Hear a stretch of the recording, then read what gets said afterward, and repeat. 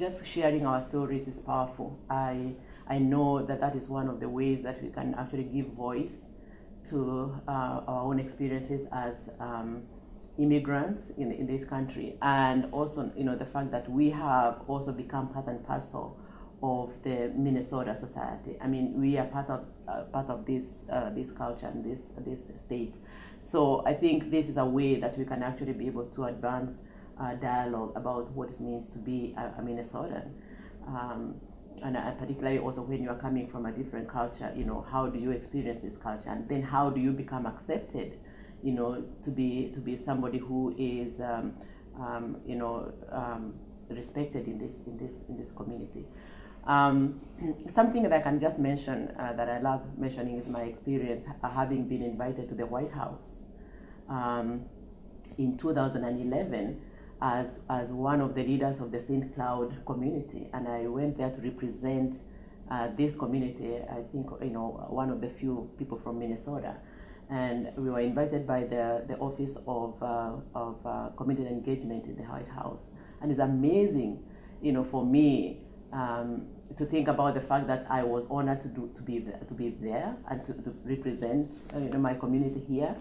And and also to have the experience of actually just visiting the White House, not just as a visitor, you know, when you go there, but to be really expected to be there, you know, having an invitation, you know, from the White House.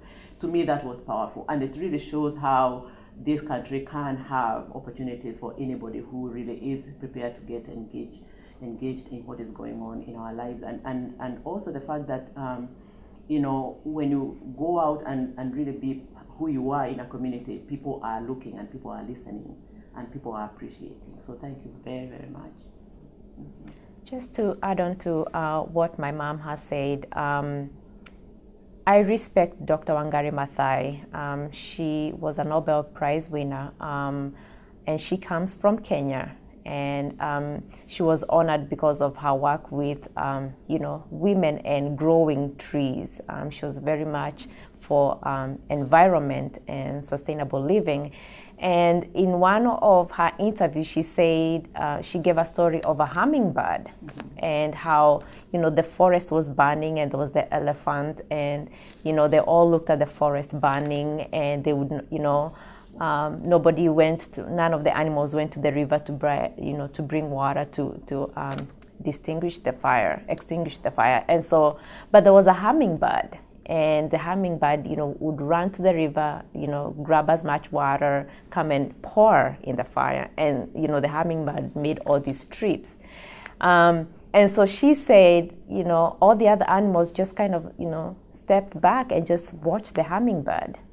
And so her message was that, you know, I'm going to do the best I can, you know, and that has been my tagline. I will do the best I can with the little resources. It may seem very small, right? I may be the hummingbird, mm-hmm. But I will do the best I can with what I have. So, you know, I thank you for the opportunity, for, you know, this opportunity to be able to, you know, just stand for what we believe in and share our story, share our passion, because I believe storytelling is also, you know, it's an alternative way of gaining knowledge. So somebody somewhere has, you know, will understand something or will learn something new, and, you know, at the end of the day, be a hummingbird.